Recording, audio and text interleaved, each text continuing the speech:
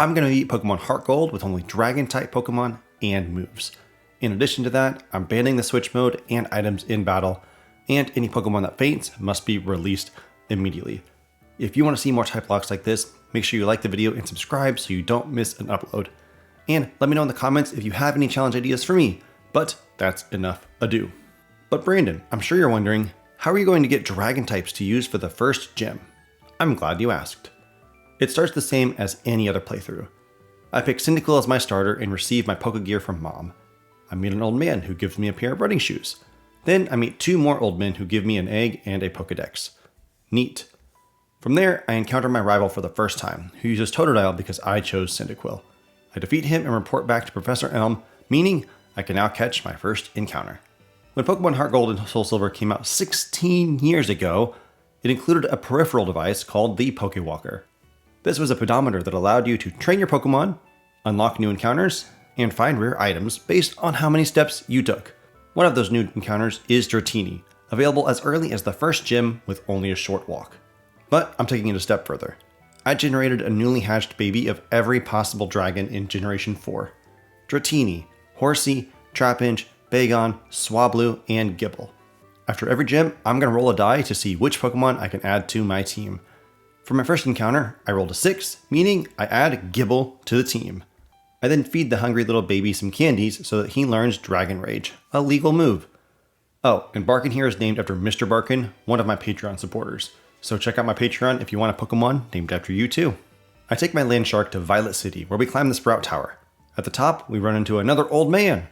Barkin defeats him easily with his Draconic Anger, meaning we can face the first gym leader, Falkner. Unfortunately for him, Dragon Rage deals 40 damage exactly, which is more than either of his Pokemon have in HP. Barkin easily one-shots both of his birds, earning us our first badge without any difficulty. Elm then gives us the Pokemon egg again so we can hatch it.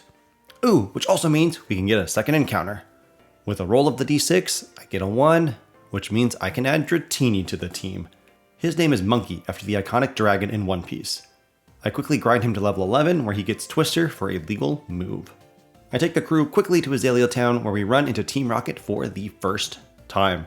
Unfortunately for them, none of their Pokemon have enough HP to survive a single Dragon Rage. Unfortunately for us, Dragon Rage won't be one-shotting other Pokemon for much longer. But for now, we head to the gym for another epic battle.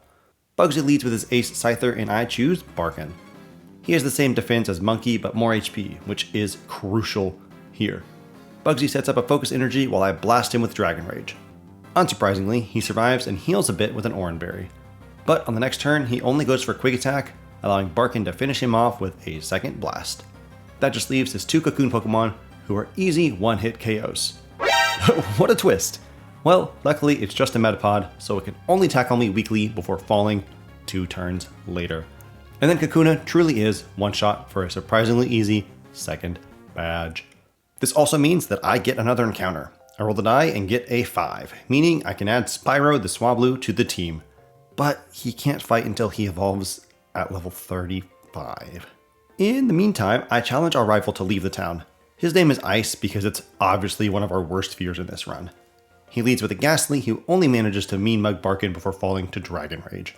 Second is Croconaw, who survives the blast and also gives Barkin a dirty look. Unsure if he has Ice Fang, I switch to Monkey, who gets 2 more dirty looks.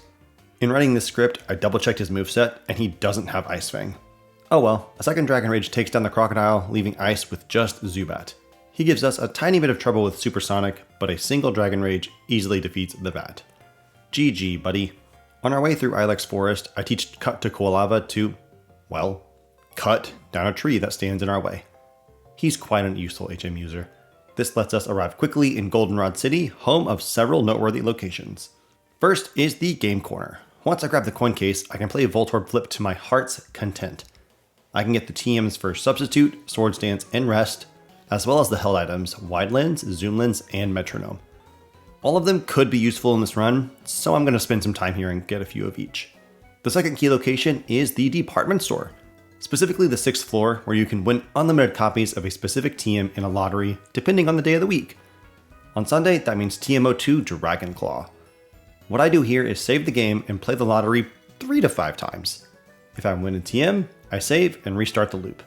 If not, I reset the game and restart the loop. I'll pick up enough copies for the whole team just in case. I then use one immediately to give Barkin a nice little power boost. And the last noteworthy house, as the girls would call it, is the gym, where we can challenge Whitney for our third badge. Her first Pokemon is Clefairy, and I choose Barkin, of course. A Dragon Rage deals mighty damage, and Clefairy retaliates with Double Slap. Whitney wastes her only potion the following turn, meaning Barkin can take down Clefairy 2 turns later without further damage. Second is the infamous Miltank. But Mr. Barkin is undefeatable.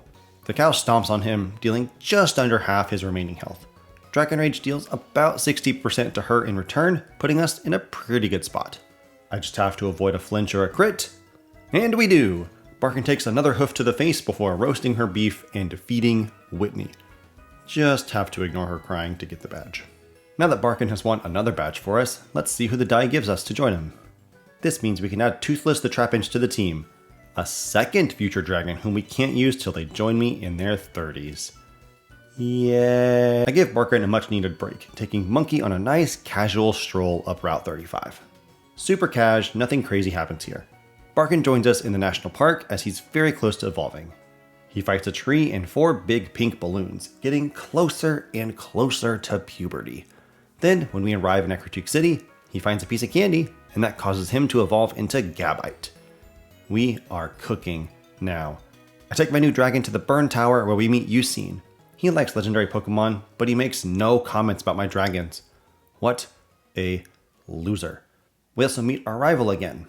The full battle is available on the Patreon version of this video, so head over to there if you want to see extra content. Now we can face Morty for our 4th badge. Man, we are just plowing through these gym leaders. Will Morty's Gengar give us any trouble? Well, first we have Ghastly.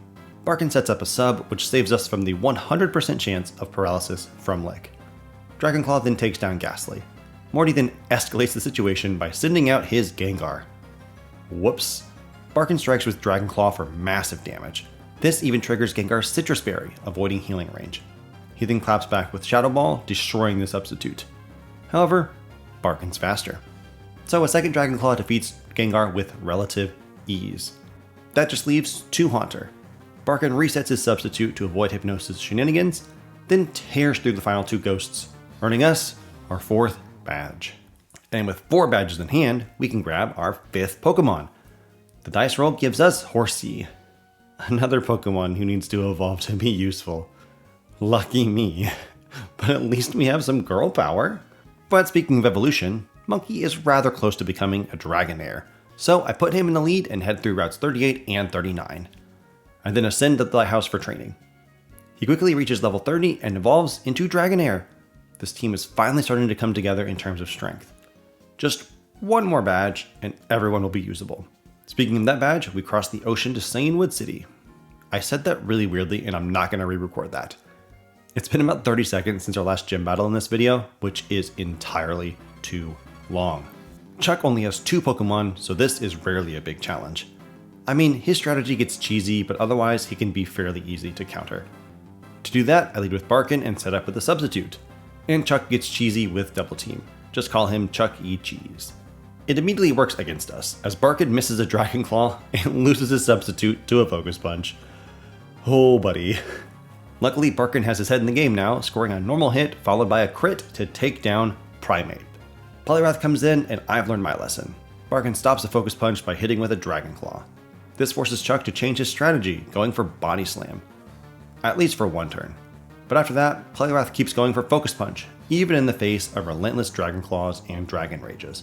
Not even a potion can stop Barkin from soloing yet another gym in this challenge. Badge number 5 means 2 things.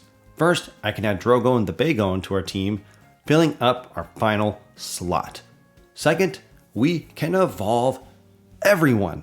Spyro reaches his final form in Altaria and learns Dragon Breath. Toothless becomes a totally different animal, but Vibrava gains the Dragon type and Dragon Breath. Norberta becomes the iconic and underrated Kingdra, and Drogon becomes a walking tank. Look at this absolutely stacked lineup. Just wait until everyone reaches their final evolutions. But let's take a break from dominating the gyms for a little bit. We pass through Mahogany Town and Route 43 to reach the Lake of Rage, where we find and defeat the Red Gyarados. This leads us to an encounter with Lance, who has a Dragonite. You are my hero. Yes, I will absolutely help you. Teach me everything about being a Dragon Master. Wait, why are you using Hyper Beam on that guy? Lance, please, no, please. That's not a Dragon type move. You're a poser. Lance, I'm coming for you. I will show you what a true Dragon Master can do. Properly motivated, my dragons and I head deep into the Rocket hideout to fight the villainous team. This culminates in 2 boss battles. First is against Petrol. However, since we have a rematch with him very soon, I'm going to leave this fight for the Patreon video. Second is Ariana, whom we challenge alongside the chump Lance. But again, a rematch is coming soon, so stay tuned for that. With the bosses defeated, Drogon defeats a bunch of Electrode, freeing us up plot-wise to return to our favorite pastime, destroying gym leaders. First, we have to face our greatest fear and challenge Price, the man who uses ice Pokemon. My lead is Norberta, as she's the only member of the team not weak to ice. She starts with a focus energy to hopefully capitalize on her sniper ability. Seal conjures a hailstorm and starts trying to frost our queen.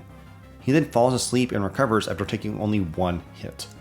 He damages Norberta with his gnarly snoring, but Berta snipes a crit and takes him out the next turn. Price then brings out his ace Piloswine. What is up with all these gym leaders just jumping to their ace? Norberta deals some decent damage with Twister, which is such a bad move for this point of the game. And Piloswine sets up Hail again to boost his blizzards. I try setting up a substitute, but the aforementioned blizzard destroys it immediately. But then I get a lucky flinch from Twister the next turn, followed by a crit on the turn after that to take down the Mammoth. Last is Dugong, so I set up a sub, which survives for more than 2 seconds. Progress. This lets me stall out the last turn of Hail and hit with a Twister before the sub falls. Berta has just enough HP to probably survive another Aurora Beam, so I take those odds. She hits another Twister, doesn't get a crit or a flinch, and survives the Aurora Beam! But Dugong has Ice Shard, so it's time to switch. I swap in Drogon, as he's probably the tankiest dragon I have. After getting a bit chilly, he hits Dugong with a Dragon Claw, dropping him to 0 and winning us the battle. With that, I can quickly backtrack to Olivine City and challenge Jasmine. And we're back with everyone's favorite entertainment, the Barkin Show.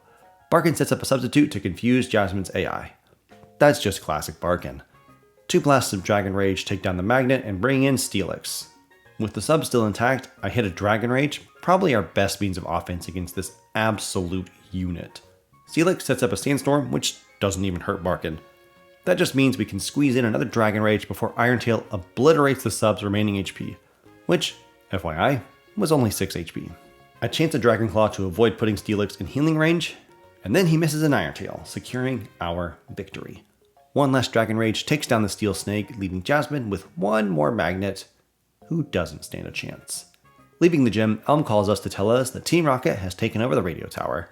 So I head back to Goldenrod, where grunts are everywhere. And so are the admins, whom we have to fight in what is honestly, for me, a pretty cool boss gauntlet. The first person we face is Petrol, who has a team of 5 coughing and 1 wheezing. I lead with Spyro holding the choice specs to boost his special attack. This boosts his Dragon Breath enough to obliterate his lead coughing, but Petrol sends out his wheezing second. He survives the first Dragon Breath and is even paralyzed, but then he blows some smoke in Spyro's face. This makes him miss the second hit of Dragon Breath, giving Wheezing the chance to hit with Sludge and poison my dragon. I guess that's fair, but I don't like it. Luckily, Spyro is able to take down Wheezing and the second coughing without any issue. But then he misses again on the third coughing. This gas ball hits another Sludge, dropping Spyro down to 24 HP. This was supposed to be an easy sweep. I then swap to Norberta, who is literally smoked immediately. She then just barely misses the KO and gets poisoned before taking down the coughing. This was supposed to be easy. As with Spyro, Norberta misses her attack and is dropped to the 20s after sludge and poison damage. Guess I'll switch again. Toothless comes in this time and is poisoned immediately. I can't even scream because my daughters are asleep in the room next door. He takes out this coughing with relative ease, but he also got smoked and then dropped to half health. I should have just done this from the beginning. I send out Barkin to wrap this up. For some reason, Petrol's last coughing only goes for tackle. Barkin then scores a critical hit with Dragon Claw. I don't want to talk about this fight anymore. Let's move on. Second is Proton, who has only evolved his previous team. I choose Goldenrod against his lead Golbat, which lasts for all of 10 seconds as a single Dragon Claw destroys the bat. Second is another Weezing, who survives one hit and uses Smokescreen. Oh gosh, okay, I can do this. I can do this. Drogon, please use Dragon Claw, please. Oh gosh. Oh, I can breathe now. Please, no more smoke. Please, no more Weezing. Oh, thank Arceus. Ariana leads with Arbok. I'll take this any day. I lead with Norberta to functionally negate Arbok's Intimidate. This fight is fairly uneventful. Arbok manages to paralyze Berta and bite her a couple times. But 3 Twisters easily defeat the snake. Ariana sends in her Murkrow, who smacks Berta a couple times.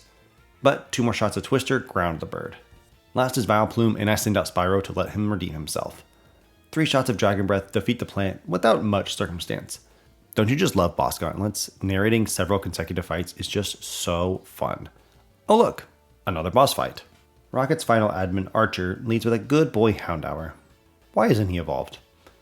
Norberta easily defeats him with 2 shots of Twister. And next is Rust and Ruin. It's another coughing. No, get it away from me. No. Oh look, there's the evolved Pokemon. Oh, and he's higher level than Berta. Whoopsie.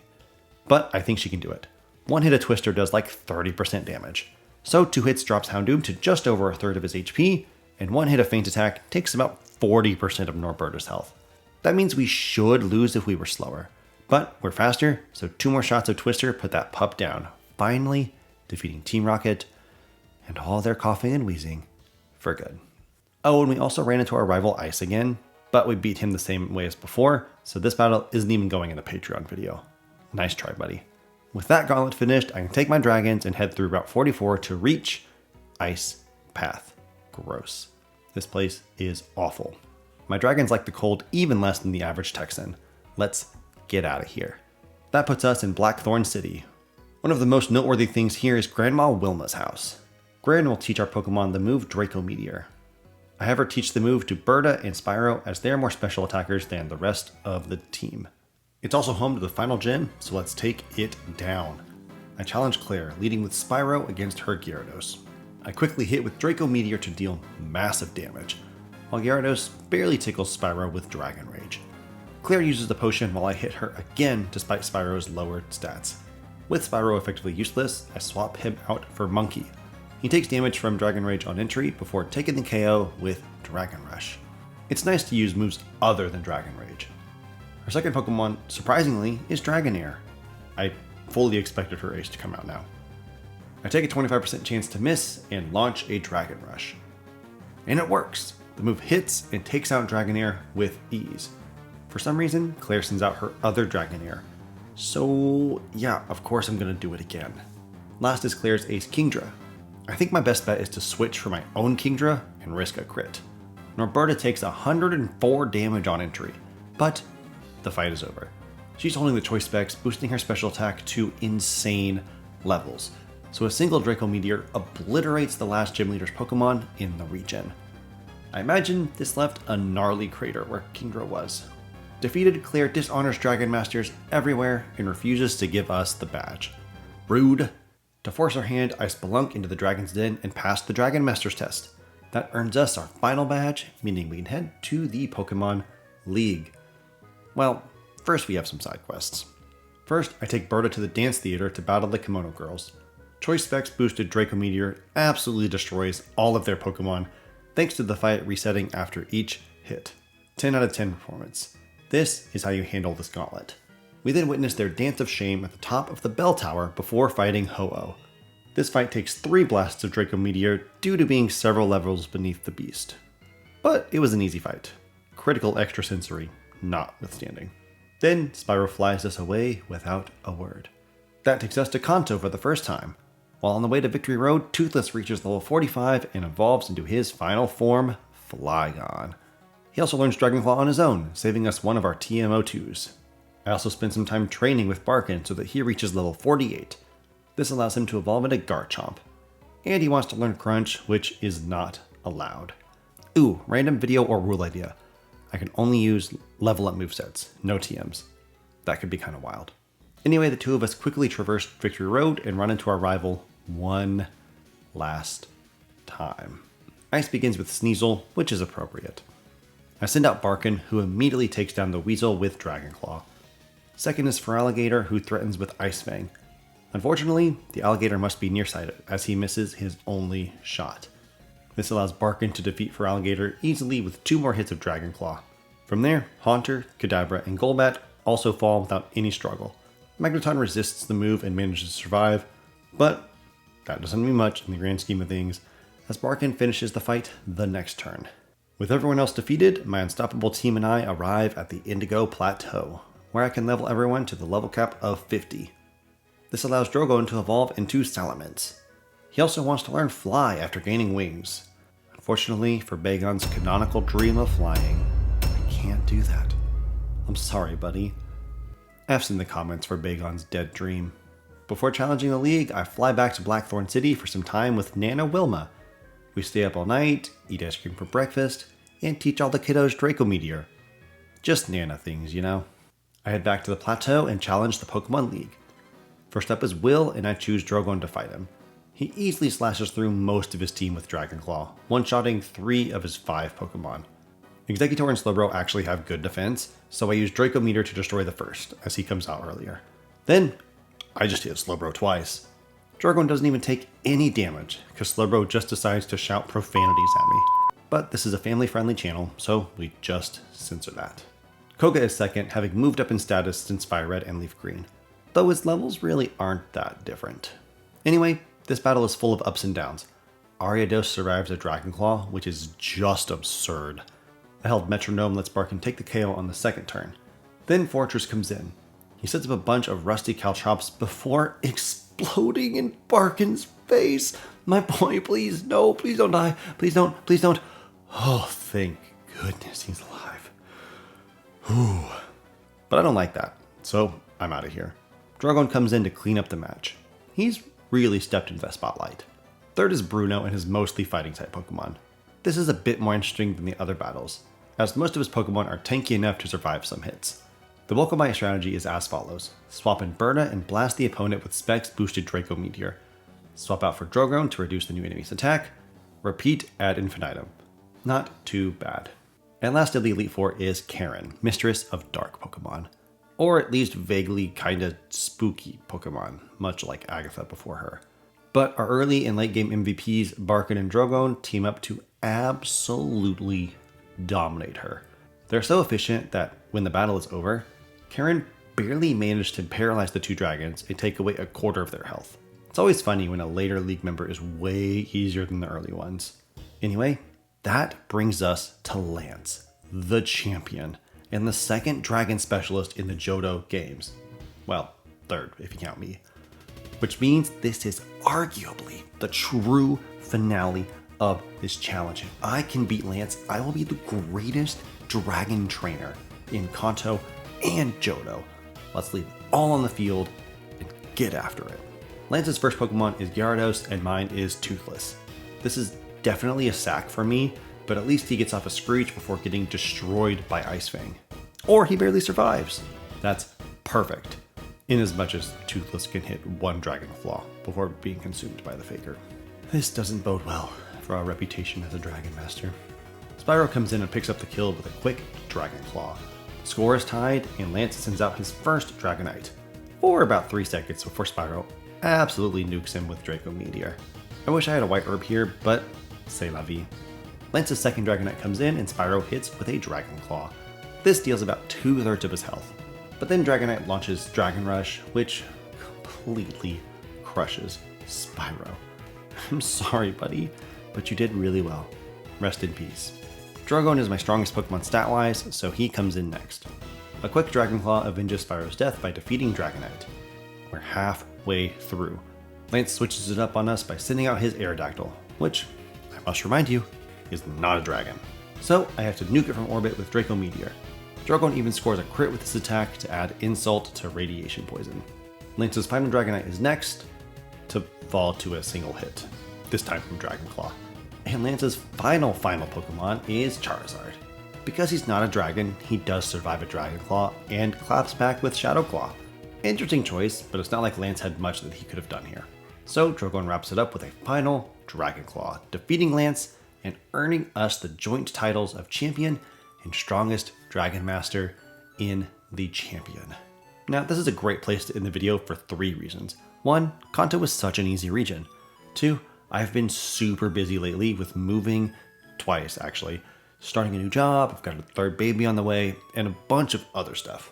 And 3, I just became the strongest dragon trainer in 2 regions.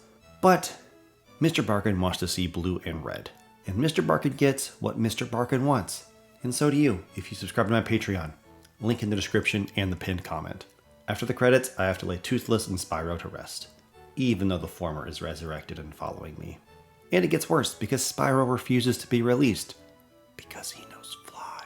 I'll just hide him in a box forever. And I'll grab Quilava and Krabby for their HM abilities. My next order of business is to grind Monkey to level 55 so he can evolve into Dragonite. Now, let's head to Kanto via a big boat with my new big boy. Once in Kanto, we quickly blast through Lieutenant Surge, Sabrina, Erica, Janine, Misty, wow, real girls club right there in the middle, Brock, and Blaine. None of them are that challenging, but they're necessary stepping stones on our way to Mr. Gary Blue Oak.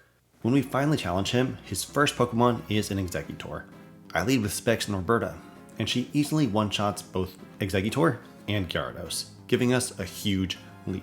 Blue's 3rd Pokemon is Arcanine, whom I expect to get the same treatment. Imagine my surprise when he not only survives Dragon Pulse, but then takes out 100 HP with a pulse of his own. What is this dog on? Anyway, Blue heals Arcanine, which gives Berta enough time to defeat the dog and save her own life. 4th is my favorite Gen 1 Pokemon for all of 15 seconds IRL. Good try, buddy. Machampa's next, and he's got no guard. So I swap for Drogon to hit Intimidate and tank a Dynamic Punch. Drogon then hits himself in confusion and gets blasted with Stone Edge. Thanks to the earlier Intimidate, he survives. But there's no way I'm going to stay in here, so I swap for Barkin. Barkin takes advantage of no guard to guarantee a hit with Dragon Rush and deal some massive damage. But Machamp hits with Dynamic Punch. Love it. Blue uses another potion, so I take a chance. And Barkin hits! Dragonclaw doesn't do as much, obviously, but Barkin manages to do it again the following turn to take down Blue's penultimate Pokemon. And his last Pokemon is his ace Pidgeot, which I've always thought was a weird choice, but whatever. Barkin snaps out of confusion and blasts the bird with Draco Meteor. Garchomp is inarguably a physical attacker, but I definitely expected more damage from this attack. Pidgeot claps back with Return and deals more than half of Barkin's remaining health. This means that I have to swap for Monkey. The big boy takes a return on entry, then he has a turn to blast Pidgeot with Draco Meteor, and he deals enough damage to take down Pidgeot and earn our final badge. With 16 badges in hand, I can head to Mount Silver. When I arrive, I get a group photo with the remaining team. Now, I can ascend the mountain to its peak. It's a long and perilous journey that leads us to the most perilous battle perhaps in the series until Gen 9, Pokemon Trainer Red. We're outnumbered 6-4, but I believe in the power of my dragons. Red leads with Pikachu, which is equally anticlimactic and logical. I choose Norberta for one main reason: Rain Dance. This removes the permanent hail, which negates all the perfect accuracy blizzards from later Pokemon. In exchange, Pikachu hits a Volt Tackle for 2/3 of Berta's health. Thankfully, Recoil takes out 1/4 of his own health, setting Berta up for an easy kill with Dragon Pulse. 1 down, 5 to go. Red sends out Charizard because it has the Pulse, but not for long, as Berta launches a Draco Meteor and takes him out with 1 shot. The score is tied and Venusaur comes out next. This is the final fight, so I don't have to worry about preserving any team members. So I just keep blasting Draco Meteors despite the attack drops. Unfortunately, this means Venusaur is able to take down Norberta 2 turns later. Rest well, my sweet girl. Now I can set up for the sweep, and I'm going to finish this challenge the same way that it began. Barkin emerges from his Pokeball and sets up 2 Swords Dances. Venusaur gets a lucky crit, putting Barkin in range of another crit. But I want to go beyond, plus Ultra. So Barkin sets up a final Swords Dance. Venusaur hits one more Giga Drain, leaving Barkin on 9 HP. That would have been embarrassing. But now, Barkin can sweep the rest of Red's team. 4 Dragon Claws take down Venusaur, Lapras, Snorlax, and Blastoise. A Held Shell Bell brings Barkin above half health, but that doesn't really matter because Red is defeated. He leaves the mountain in shame, leaving us to take his place. And with that, the credits roll and we have successfully beaten Pokemon HeartGold, including the post-game, using only Dragon-type Pokemon and Dragon-type moves. These challenges are still fun to me. Sure, they get pretty samey after a while, but there are occasional battles where I have to try something different. Like, I've never used Choice Specs nearly as much as I did in this run. Plus, dragons are so rare and hard to acquire that using all of them was so worth it. Maybe next I should try bug types for extra difficulty or something. Let me know if there's a game or type you want to see in the comments down below. Thanks to my Patreon supporters for going above and beyond to support my channel. If you want to give me a little extra support, head on over there for some extra BTS content. And in fact, right before I finished recording this, in fact, the day that I'm recording this voiceover, I actually just released my first exclusive Patreon only video. It was a Pokemon starter tier list, so go check that out if you're interested. The link to all that is again in the description and in the pinned comment. If you enjoyed this video, check out the video on screen next. Our AI overlords at YouTube think you'll enjoy it. Make sure you subscribe for new releases and give this video a thumbs up if you want to see more like it. I've got to go to bed, and I will see you in the next one.